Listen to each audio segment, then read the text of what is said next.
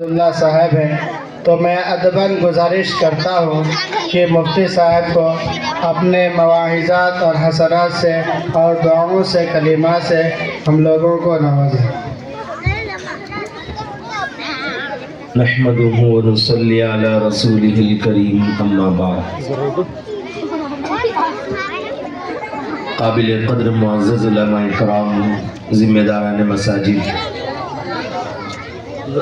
والدین، سرپرست حضرات، پیارے بچے اور بچیوں، تھوڑی دیر خاموش بیٹھ جاؤ۔ بہت دیر سے آپ حضرات بیٹھے ہوئے ہیں، انشاءاللہ زیادہ وقت نہیں لوں گا، صرف 10 یا 15 منٹ کے اندر اپنی بات ختم کرنے کی کوشش کروں گا۔ بہت دیر سے بیٹھے ہیں، صدر صاحب کر کے مجھے بتا رہے ہیں، ہمارے استاد یاد آ گئے۔ ہمارے حضرت فرمایا کرتے ہیں صدر صاحب کا کام سواد سے صبر کر لے کو بیٹھنا کرتے، دال سے دعا کر کو، رے سے رخصت کر کو بھیج ڈالنا۔ صدر میں 3 الفاظ آتے ہیں، سواد، دال، را۔ سواد سے صبر کر لے کو بیٹھنا، دال سے دعا کرنا، رے سے رخصت کر کو لوگوں کو بھیج ڈالنا۔ تو صدر صاحب کو آخر میں تو الغرض درمیان میں بات آ گئی، ویسے تو صبح سے بہت مصروف ہوں، صبح میں امتحان، پھر دوپہر میں ہمارے مستورات کا جلسہ تھا، پھر عصر کے بعد ایک جلسہ، پھر اس لیے میں پہنچ گیا کہ تقریباً 1 مہینہ پہلے ہمارے افروز صاحب جو ہے فون کیے تھے، مجبوراً پہنچنا ہی پڑا۔ سب سے پہلی بات یہ ہے، اکثر جلسوں میں یہ بات کہا کرتا ہوں، اور ہمیں اس بات کو سمجھنے کی بھی ضرورت ہے، لینے کی بھی ضرورت ہے کہ سال میں 1 مرتبہ مکتب کا جلسہ ہوتا ہے، جلسے میں ہمارے بچے پروگرام پیش کرتے ہیں، تو اپنے بچوں کا پروگرام سننے کے لیے والدین حاضر کیوں نہیں ہوتے؟ شاید میرے خیال سے حافظ صاحب کتنے بچے ہوں گے پورے؟ 135 بچے۔ 135 بچے کے اگر ان کے والد آ جائے تو 135 کا کم از کم مجمع ہونا چاہیے۔ میرے خیال سے اگر گنیں گے تو بھی شاید 35 یا 50 ہو جائیں گے بس۔ ابھی چند دن پہلے اسکول کا ایک فنکشن ہوا جس میں احقر کو دعوت دی گئی تھی، مجھے بلایا گیا تھا۔ 10 بجے سے فنکشن ہے، 10:30 ہی ہوئے ہیں، پورا حال کھچاکچ بھرا ہوا ہے، باہر انتظار میں کرسیاں نہیں ملی، باہر کھڑے ہوئے۔ پھر بھی وہاں پر ایک بچے سے 1,500 روپے 2,000 روپے لیے جاتے ہیں، اور وہاں کیا ہوتا ہے، یا تو ناچ گانا ہوتا ہے یا تو دوسری چیزیں ہوتی ہیں۔ اور میں نے یہ بھی وہاں پر نوٹ کیا کہ ہمارے مائیں بہنیں اور دوسرے حضرات ہاتھوں میں جو ہے توشہ لے کر وہاں پر پہنچے ہوئے ہیں۔ تحقیق کرنے پر معلوم ہوا کہ یہ پروگرام 10 بجے شروع ہوا ہے، شام تک چلنے والا ہے، دوپہر کا کھانا ساتھ لے کر آئے ہیں، دوپہر کا کھانا ساتھ لے کر آئے ہیں تاکہ یہاں سے جا کر آنے میں وقت ضائع ہو جائے۔ اس لیے بہت اس کی ضرورت ہے، جیسا کہ ہمارے مولانا عطا اللہ صاحب نے کہا کہ ایک بچے کو نہیں پڑھائے تو شام میں یا کل صبح میں فون آ جاتا ہے، اور وہ خود جلسے میں نہیں رہتا اپنے بچے کا سننے کی، وہ خود والد جلسے میں نہیں رہتا، یعنی اپنے بچوں کی صلاحیت کو دیکھنے کے لیے ہمارے پاس وقت نہیں ہے۔ میں کہا کرتا ہوں کہ ہزاروں کروڑوں روپے ایک طرف ہیں، آپ کے بچے کا سورہ فاتحہ پڑھنا اور آپ کا بیٹھ کر آپ کے بچے کا سورہ فاتحہ سننا کروڑوں روپیوں سے بہتر ہے۔ پوری دنیا کی دولت اس کا مقابلہ نہیں کر سکتی۔ اللہ جزا خیر عطا فرمائے ہماری ماؤں بہنوں کو، الحمدللہ وہ ایک بڑی تعداد میں آ گئی ہیں اپنے بچوں کا سننے کے لیے، بہت دیر سے بیٹھی ہوئی ہیں۔ چلیے میں انہی کی طرف ایک بات کی طرف توجہ دلا کر اپنی بات ختم کرتا ہوں. ایک واقعہ, اور اس واقعے سے کیا عبرت ہمیں لینا ہے, بس بات ختم. انشاءاللہ انعامات کی تقسیم ہوگی, دعا ہوگی. ایک حضرت خواجہ قطب الدین بختیار کاکی رحمت اللہ علیہ, بہت بڑے اللہ والے گزرے ہیں. آج بھی دہلی میں قطب مینار جو موجود ہے وہ انہی کے نام سے ہے, خواجہ قطب الدین بختیار کاکی رحمت اللہ علیہ. اللہ والوں کا صرف نام لینا کافی نہیں. ہم نام لیتے ہیں حضرت خواجہ معین الدین چشتی اجمیری رحمت اللہ علیہ کا, حضرت خواجہ قطب الدین بختیار کاکی رحمت اللہ علیہ کا, حضرت خواجہ نظام الدین اولیاء رحمت اللہ علیہ کا. ان تمام کے ہم نام لیوا ہیں, نام لیتے ہیں. اپنے دکانوں کا نام رکھتے ہیں KGN, کیا مطلب ہے, خواجہ غریب نواز. HKGN رکھتے ہیں, حضرت خواجہ غریب نواز. صرف نام لینا کافی نہیں ہے, HKBK رکھتے ہیں. کیا مطلب ہے HKBK کا, حضرت قطب الدین بختیار کاکی.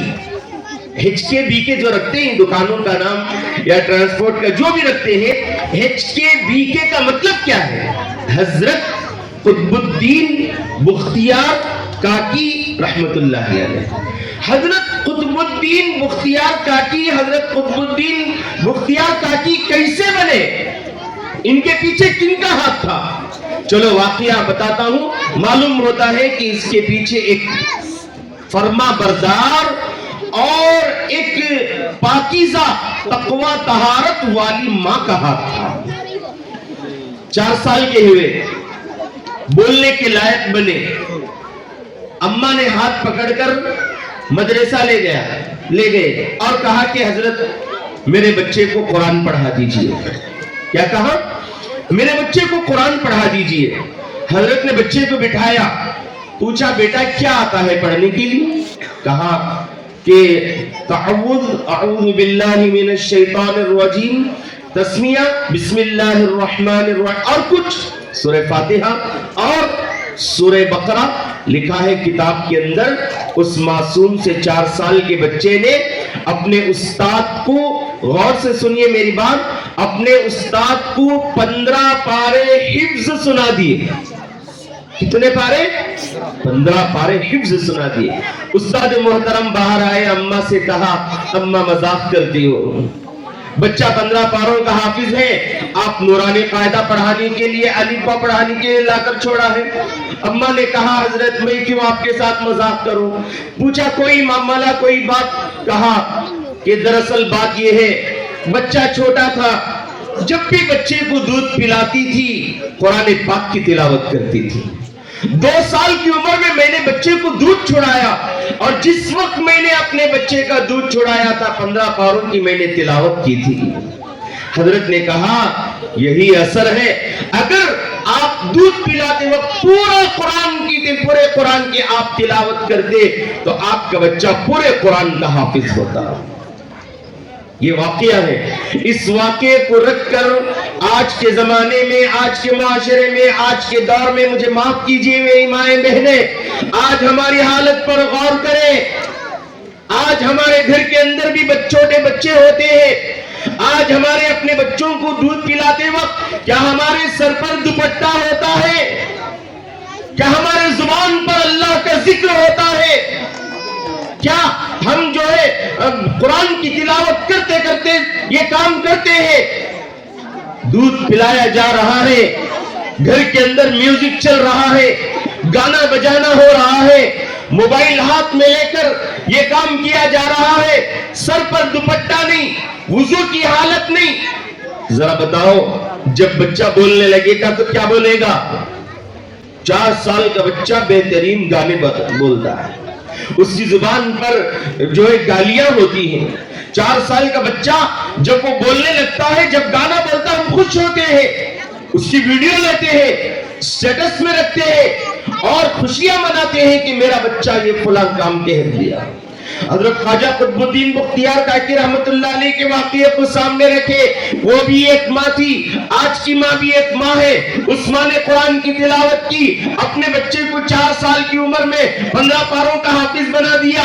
آج کی بھی ماں ہے. وہ ماں اپنے بچے کو دودھ پلاتے وقت ان چیزوں کا خیال نہیں رکھتی. جب جا کر 4 سال کا ہوتا ہے, بولنے لگتا ہے تو اپنی زبان سے گالیاں بکنے لگتا ہے. اپنی زبان, اس کی زبان پر گانے اور میوزک کی چیزیں ہوتے ہیں. اللہ ماشاءاللہ, مگر سب سے اللہ ماشاءاللہ بہت ساری اچھی مائیں بھی ہوگی. لیکن یہ واقعہ ہمیں اس بات کی طرف, اس بات کی توجہ دلاتا ہے کہ ہمیں اپنے بچوں کی صحیح تربیت کرنی چاہیے. بتایا گیا کہ ماں کی گود بچے کا سب سے پہلا مدرسہ ہوتا ہے. باپ کمانے کے لیے گھر سے نکل گیا, صبح میں جاتا ہے, شام میں واپس آتا ہے. کئی گھروں میں ایسا ہوتا ہے, ہفتے میں ایک مرتبہ باپ سے ملاقات ہوتی ہے. اتوار کا دن چھٹی کا دن ہوتا ہے. صبح میں بچہ اٹھنے سے پہلے نوکری کو نکل گیا, رات میں جب آیا تو بچہ سو گیا تھا. ملاقات نہیں ہو پائی, بات چیت نہیں ہو پائی. اس کی ذمہ داری ہے. لیکن گھر کے اندر رہنے والی میری ماں, میری بہن, تمہیں غور سے سننا ہوگا. تمہاری ذمہ داری ہے اپنے بچوں کی تربیت کرنا. یہ بچے تمہیں دیکھ کر سیکھیں گے, تمہارا اٹھنا دیکھیں گے, تمہارا بیٹھنا دیکھیں گے, تمہارا کھانا دیکھیں گے, تمہارا چلنا پھرنا دیکھیں گے. تمہاری پردگی کو, بے پردگی کو تمہاری بچیاں دیکھیں گی. مکتب کے اندر حضرت نے بتایا ہوگا, بیٹا نماز فرض ہے, اذان ہو جائے, نماز کے لیے مصلی بچھا کر کھڑی ہو جانا ہے. بچی کو ذہن میں بات بیٹھی ہوئی ہے, مکتب کو بھیج دینا کافی نہیں ہے, مکتب میں داخلہ کرا دینا کافی نہیں ہے. بتایا جب اس کی ذہن کے اندر بات بیٹھی ہوئی ہے, اذان ہوگی, نماز پڑھنا ضروری ہے.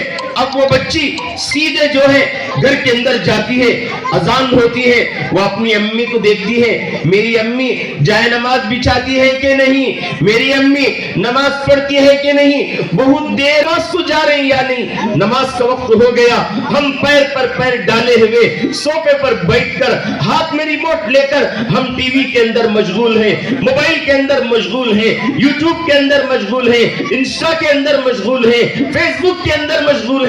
ذرا بتاؤ ہمارے بچوں پر کیا اثر ہوگا. بچہ سوچے گا حضرت نے ہم سے مذاق کیا تھا, یہ کوئی, کیونکہ باپ جو بیٹا بچہ جو ہوتا ہے وہ اپنے باپ کا فالوور ہوتا ہے, اپنے باپ کے پیچھے چلنے والا ہوتا ہے. 1 گھنٹہ بچہ مکتب کے اندر رہتا ہے, 23 گھنٹے بچہ آپ کے پاس ہوتا ہے.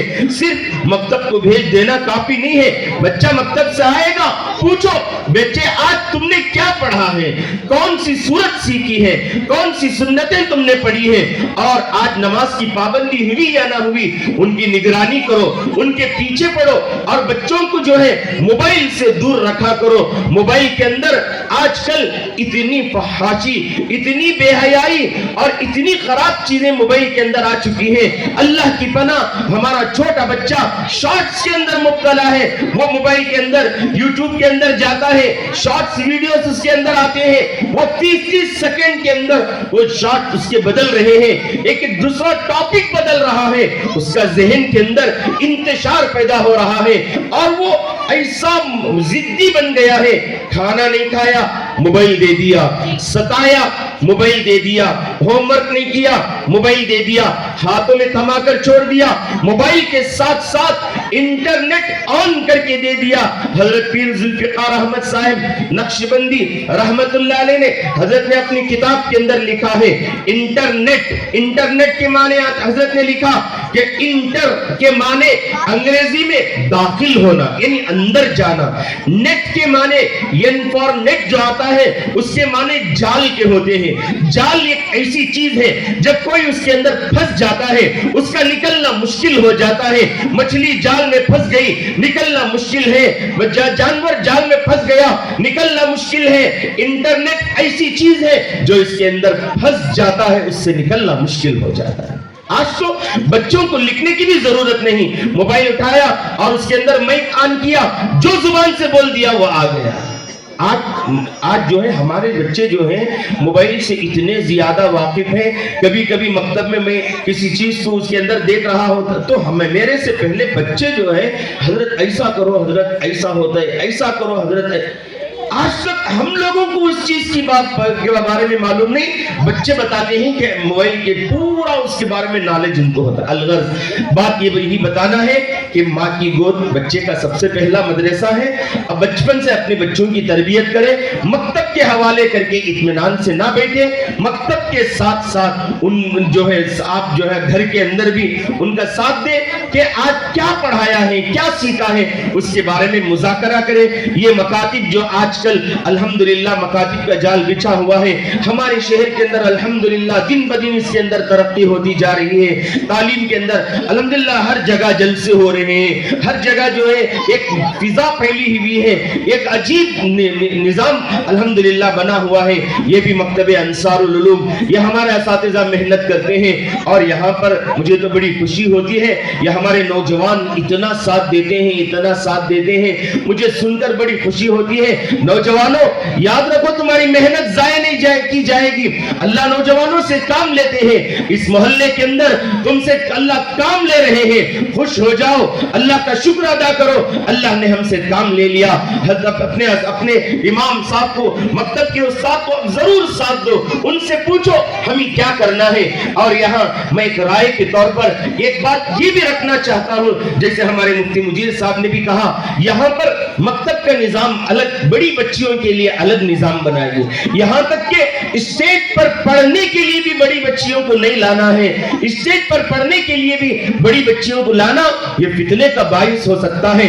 ہمارے اکابرین منع کرتے ہیں تو الگ ایک مدرسہ بنائیے, بڑی بچیاں وہاں پر آ کر, بلکہ 10 سال کے بعد ایک مراہقہ اور بالغہ جو لڑکیاں ہیں وہ الگ معلمات کے پاس, جو تجوید کے ساتھ جنہوں نے قرآن کو سیکھا ہے ان کے پاس علم حاصل کرے.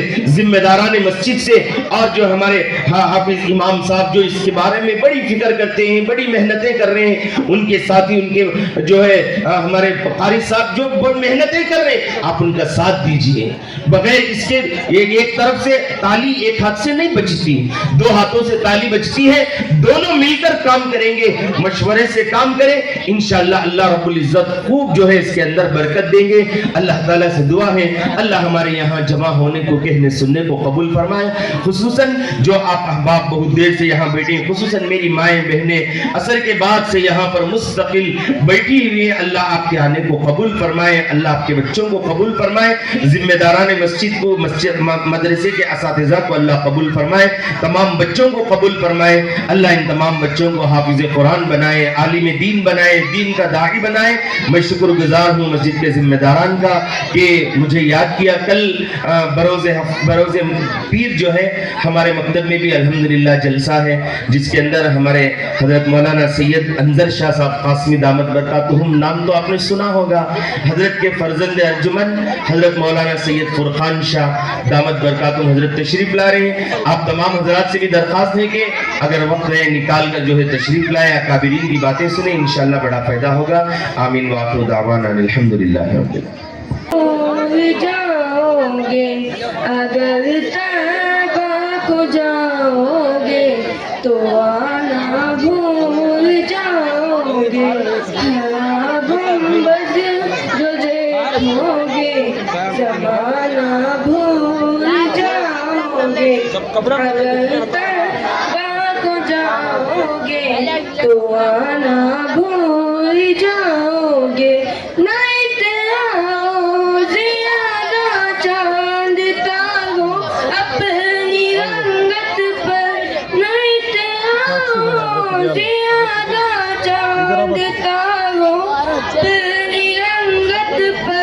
میرے آقا کو دیکھو گے زمانہ بھول جاؤ گے, میرے آقا کو دیکھو گے تو آنا بھول جاؤ گے.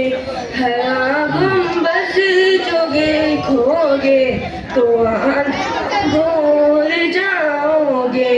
اگر طیبہ کو جاؤ گے تو آنا بھول جاؤ گے. حدیث مصطفیٰ پر تم جو جاؤ عمل پر, حدیث مصطفیٰ پر تم جو جاؤ عمل پر, قسم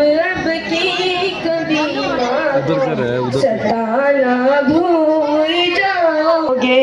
السلام علیکم ورحمۃ اللہ وبرکاتہ. انشاءاللہ بچوں کا پروگرام تو پورا ہو گیا.